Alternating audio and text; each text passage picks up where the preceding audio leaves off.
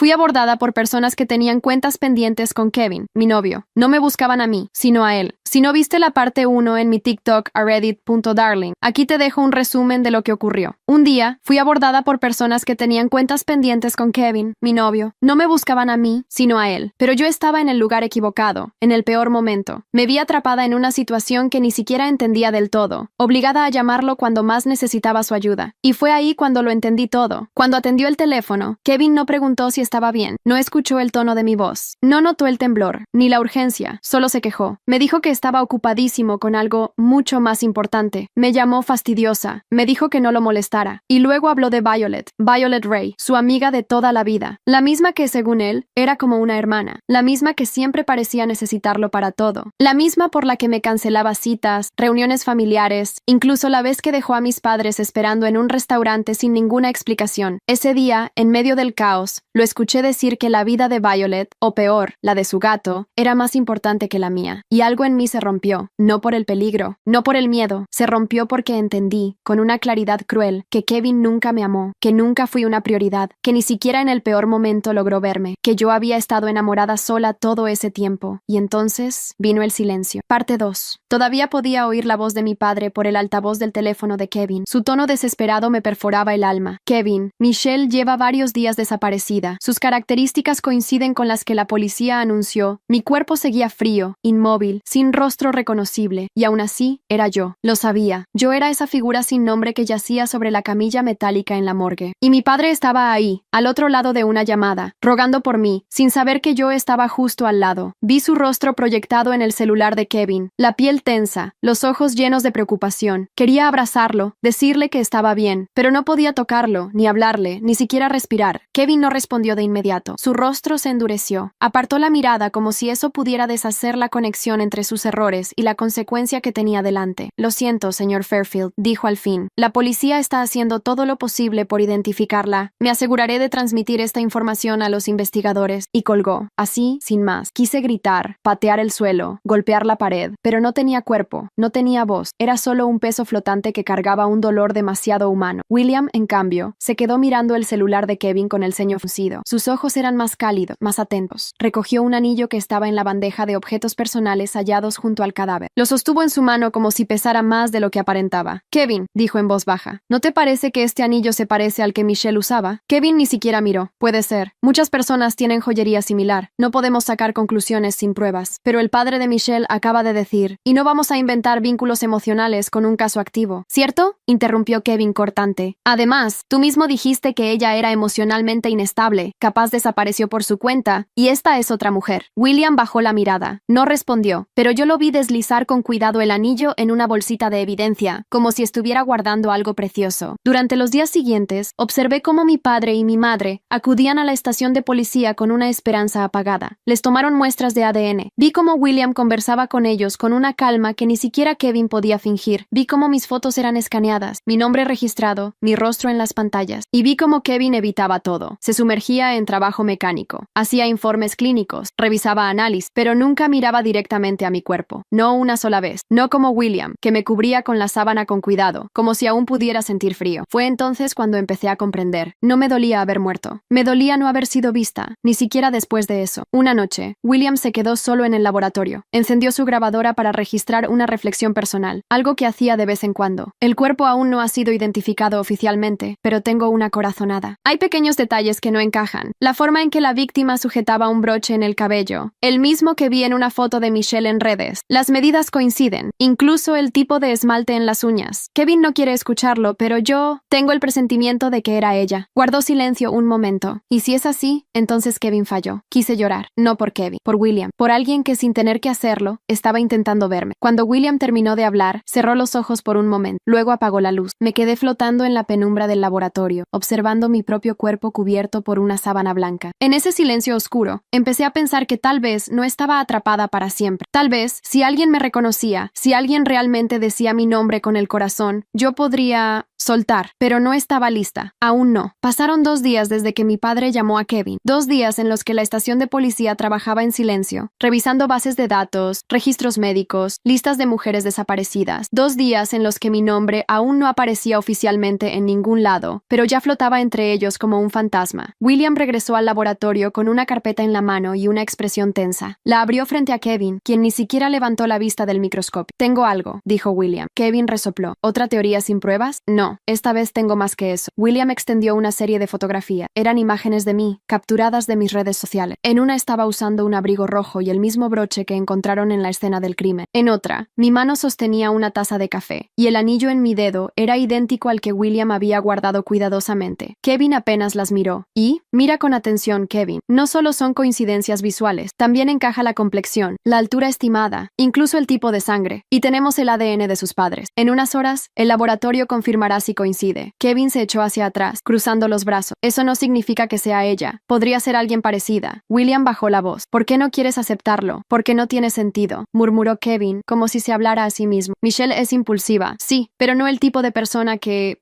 termina así. ¿Y si lo es? Kevin lo miró, y por un segundo vi algo que no había visto antes. Miedo. William continuó. Revisé el historial de llamadas. Michelle te llamó poco antes del ataque. Fue su último intento de contactar con alguien. ¿No te parece relevante? Kevin se levantó bruscamente. Eso no prueba nada. Me llamaba constantemente, incluso por tonterías. Una vez me llamó porque no encontraba su cartera y estaba debajo del sofá. ¿Y si no era una tontería esa vez? Kevin no respondió. Caminó hasta la ventana del laboratorio y se quedó mirando hacia la ciudad. Vi su espalda rígida, las manos apretadas. No estaba llorando, ni siquiera estaba triste. Solo parecía expuesto. William no insistió más. Guardó las fotos y salió del laboratorio, pero no sin antes echarle una última mirada al cuerpo cubierto por la sábana. Esa noche, él regresó a casa con los ojos apagados. Se sentó en el sofá, puso el televisor en mute y sacó su celular. Pasó varios minutos mirando una antigua conversación de chat conmigo. Una vez yo le había escrito: «Gracias por escucharme hoy. Eres más atento que Kevin a veces. Pero no se lo digas, jajaja». Él solo respondió con un emoji de risa. Lo vi leer ese mensaje al menos 3 veces. Luego, con el celular aún en la mano, dijo en voz baja: «Ojalá lo hubiera notado antes. Yo también. No porque quisiera algo con él. No se trataba de amor. Se trataba de dignidad, de ser alguien a quien se le prestaba atención, de no ser un fantasma antes de morir». A la mañana siguiente, Kevin apareció más temprano de lo habitual en la estación. No había dormido bien. Llevaba la barba mal recortada y las ojeras le sombreaban los ojos. Se acercó a William, sin palabras, y le entregó una carpeta con informe. No dijeron nada. No hacía falta. Y entonces, el laboratorio confirmó la coincidencia genética. ADN compatible. Confirmado. La mujer sin nombre tenía nombre otra vez. Michelle Fairfield. Yo. No sé cómo explicar lo que sentí cuando escuché que lo confirmaban. «Es ella», dijeron. No como una sentencia, ni como un descubrimiento impactante. Lo dijeron con tono profesional, como quien cierra una carpeta. Como si esa conclusión no fuera el fin de una vida, sino el cumplimiento de un protocolo. William bajó la vista hacia los papeles impresos con los resultados. El ADN coincidía. La firma genética de mis padres estaba ahí, mezclada con las células rotas que alguna vez me pertenecieron. Lo supe, porque vi su expresión endurecerse. Kevin estaba a 1 metro de distancia. No dijo nada. Solo observaba la pantalla del monitor como si leyera otra cosa. Cualquier cosa menos eso. «Entonces era ella», dijo William, apenas por encima de un susurro. Kevin se pasó una mano por la nuca. «Bueno, habría que hacer el informe oficial. ¿Solo eso vas a decir? ¿Qué quieres que diga? ¿Que me ponga a llorar? Tú mismo decías que estaba loca, que era impulsiva, que exageraba». William lo miró fijamente. «Yo decía que estaba triste, Kevin, que tú la ignorabas, que necesitaba ayuda». «No necesitaba ayuda, necesitaba límites. Y tú necesitabas humanidad», soltó William alzando la voz por primera vez. «¿Y ahora qué? ¿Vas a fingir que no sabes quién era?» Kevin guardó silencio. El silencio más denso de todos. Yo estaba ahí, al lado de ambos, viéndolos discutir sobre mi cadáver como si yo fuera una nota de prensa. Y aún así, sentí algo parecido a justicia. No porque Kevin sintiera culpa, porque claramente no la sentía, sino porque alguien finalmente decía en voz alta que yo valía la pena. William tomó los documentos, los cerró con fuerza y salió del laboratorio. Más tarde, lo vi entrar a la sala donde se encontraban mis padres. Mi madre sostenía una taza de té que no había tocado. Mi padre tenía la vista fija en el suelo. Cuando William entró, ellos se incorporaron de inmediato. «Señores Fairfield», comenzó, y entonces la voz se le quebró. «Confirmamos que la persona hallada es su hija, Michelle». Mi madre soltó la taza, que cayó al suelo sin romperse. Mi padre no reaccionó, solo cerró los ojos y asintió. William se sentó con ellos, sin hablar más. A veces, el silencio es el único idioma posible. Yo flotaba en la esquina de la habitación, observando el dolor que había dejado, pero no sentía culpa, no esta vez. Lo que sentía era otra cosa, cierre, certeza, el saber que, al menos, alguien me estaba llorando. Esa noche William caminó solo hasta un pequeño bar cerca de la estación. No tomó alcohol. Pidió un café, se sentó en la barra y sacó una libreta donde anotaba cosas que no ponía en sus informes. Lo observé escribir. Michelle merecía algo mejor, merecía que alguien la escuchara. Tal vez todos fallamos, tal vez yo también, pero no quiero que quede en el olvido. No quiero que este caso sea solo otro expediente archivado. Haré que se sepa su historia, lo juro. Algo en mí se rompió, pero no de tristeza, sino de reconocimiento. Por fin alguien me veía. Esa noche, mientras flotaba sobre las calles oscuras, vi mi nombre aparecer en la base de datos de víctimas confirmadas. Vi a una oficial escribirlo con cuidado. Michelle Fairfield, 26 años, y de pronto el aire cambió. Una corriente cálida me envolvió, y por un segundo sentí algo muy parecido a paz. El laboratorio estaba en silencio, demasiado silencio, el tipo que duele, el que pesa más que cualquier palabra. Yo flotaba por encima del cuerpo que ya no me pertenecía, ese envoltorio sin nombre que por fin había sido reclamado. William trabajaba con cuidado, completando el informe forense. Cada dato registrado con precisión, causa probable de muerte, estimación de la hora, condiciones del cuerpo. Pero lo hacía con una suavidad que rozaba lo ritual, como si al escribir mi historia en ese papel pudiera devolverme algo de humanidad. Mientras tanto, Kevin se mantenía alejado de todo. Apenas aparecía en el laboratorio. Cuando lo hacía, era por minutos. No hablaba de mí, no pronunciaba mi nombre, como si no hacerlo borrara los hechos. Hasta que algo ocurrió. William, revisando la evidencia, encontró el registro completo de la llamada que hice a Kevin poco antes del incidente. Era parte del protocolo. Registrar las comunicaciones recientes de las víctimas. Estaba ahí, en el sistema. Duración, hora, voz. Le pidió al técnico que reprodujera el audio. La grabación llenó la habitación, y ahí estaba yo, mi voz acelerada, desesperada. Kevin, me secuestraron. Están tratando de vengarse de ti. No debes venir a rescatarme. Y entonces, su voz. Michelle, ¿estás loca? Te dije que estoy en el trabajo. ¿Cómo te atreves a bromear con algo así? William bajó la cabeza. No necesitaba escuchar más. Pero la grabación continuó. Si algo le pasa al gato de Vi, y por consecuencia a Vi, serás una asesina. La dulzura exagerada de Violet atravesó el altavoz como un cuchillo. Kevin riéndose. La llamada cortándose. El silencio que siguió fue absoluto. ¿Qué fue eso? Dijo el técnico mirando a William. Eso, respondió William, apagando el dispositivo. Fue el sonido de alguien dejando morir a otra persona. Kevin entró justo en ese momento. Vio sus rostros. No dijo nada. Escuchaste la llamada, ¿verdad? Dijo William. Kevin se quedó quieto. Asintió una vez, muy despacio. ¿Y? No pensé que fuera real, murmuró Kevin. No pensaste en absoluto. Kevin apretó los dientes. Caminó hacia la ventana y se apoyó allí, mirando hacia la calle. Yo no sabía que estaba en peligro. Pensé que era otra de sus crisis emocionales. William cerró el expediente con fuerza. Estaba embarazada. Kevin. Kevin giró. ¿Qué? 2 meses. El informe lo confirma. Nunca te lo dijo, ¿verdad? Kevin se sentó lentamente, como si sus piernas dejaran de sostenerlo. Yo lo observaba, y por primera vez no quería que se sintiera mal. No necesitaba su culpa. Solo quería que supiera lo que había hecho, que supiera lo que perdió, que entendiera que no se trataba solo de mí. Se trataba de alguien que jamás pidió más que lo básico, ser escuchada. Esa noche, Kevin se quedó en el laboratorio después de que todos se fueron. No dijo nada, no tocó nada. Solo se sentó frente a mi cuerpo y lo miró por horas, sin lágrimas, sin palabras, y yo supe en ese momento que no me amaba. No, nunca lo hizo, pero quizás, por fin, entendía el peso de su indiferencia. Me alejé de la mesa de autopsia. Algo dentro de mí se desató, como un nudo que por fin se afloja. El aire cambió. Me sentí más liviana, más distante, como si estuviera flotando hacia otra dirección. La morgue se desvanecía. El frío del acero se convertía en algo más cálido. Cerré los ojos, y cuando los abrí, estaba en mi cama, mi cuerpo intacto, mi piel viva, el sol entrando por la ventana. El reloj marcaba las 6:52 de la mañana. Era el día anterior al secuestro. Me incorporé en la cama de golpe, como si emergiera de un sueño profundo. El corazón me latía con fuerza, y por un instante no supe si estaba viva o atrapada en otro tipo de limbo. Pero entonces sentí el peso de la sábana, la tibieza del sol en mi rostro, el cosquilleo de mi piel, y supe que estaba ahí, entera, a tiempo. Corrí al baño, me miré en el espejo. Era yo. Ojeras, cabello despeinado, los mismos ojos que hace poco observaban su propio cadáver. Toqué mi vientre, con una mano temblorosa. No sentí nada, pero ahora sabía que algo vivía dentro de mí, algo pequeño, algo mío. Entonces lo entendí todo. No era un sueño, era una segunda oportunidad. Mi celular vibraba en la mesita de noche. Kevin, otra vez Kevin, como si el universo quisiera probarme. No respondí. No respondí a eso, ni a ningún otro mensaje durante las siguientes horas. En lugar de eso, abrí el armario, saqué mi maleta más grande y comencé a empacar con manos firmes. No había tiempo para pensar. pensar, solo para actuar. Documentos, dinero en efectivo que había guardado para emergencia, ropa cómoda, un cuaderno, mi pasaporte, todo lo que me permitiría desaparecer sin dejar rastro. No escribí una carta, no dejé una nota, no hice ninguna llamada, simplemente me fui. Fui al banco, retiré lo que tenía en mi cuenta. Vendí unas joyas que me habían regalado años atrás. Tomé un taxi al aeropuerto, sin mirar atrás. En el camino, compré un chip nuevo para el celular y tiré el viejo al primer basurero que encontré. Cuando llegué al aeropuerto, elijo un destino al azar. Lisboa. Nunca había estado allí. No conocía a nadie. Justo lo que necesitaba. Cuando el avión despegó, sentí por primera vez en días, o semanas, meses, una vida entera, que podía respirar sin miedo. Cerré los ojos. Acaricié el cuaderno que llevaba en la mochila. No sabía qué escribir aún, pero sabía que, cuando lo hiciera, sería algo solo mío. El vuelo duró muchas horas. No dormí, no vi películas, solo observé el cielo, el vacío entre nubes, el lugar perfecto para dejar todo atrás. Al llegar a Lisboa, alquilé un cuarto sencillo en una pensión antigua. Tenía una ventana con vista a los tejados de tejas rojas y un pequeño escritorio de madera gastada. Era modesto,